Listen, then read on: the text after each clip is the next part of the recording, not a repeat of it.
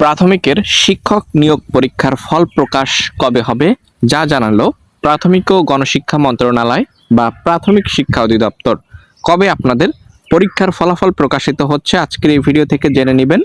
এবং দেখতে পাচ্ছেন বহুল প্রতীক্ষিত সরকারি প্রাথমিক বিদ্যালয়ে সহকারী শিক্ষক নিয়োগের পরীক্ষা অনুষ্ঠিত হয়েছে 9 জানুয়ারি শুক্রবার, এবং এখানে অংশগ্রহণ করেছেন 10 লক্ষাধিক চাকরি প্রার্থী ও পদের সংখ্যার বিবেচনায় এটি দেশের সবচেয়ে বড় সরকারি চাকরির পরীক্ষা হিসেবে বিবেচিত হয়েছে।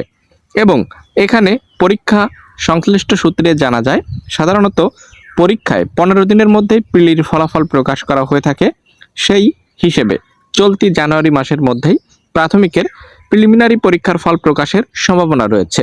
প্রাথমিক শিক্ষা অধিদপ্তরের কর্মকর্তা জানিয়েছেন দুপুরে অর্থাৎ 10 জানুয়ারি দুপুরে গণমাধ্যমকে জানান, আজ অধিদপ্তরের ফল প্রকাশ সংক্রান্ত একটি মিটিং অনুষ্ঠিত হচ্ছে। আমরা সাধারণত পরীক্ষার ফল 15 দিনের মধ্যে প্রকাশ করে থাকি।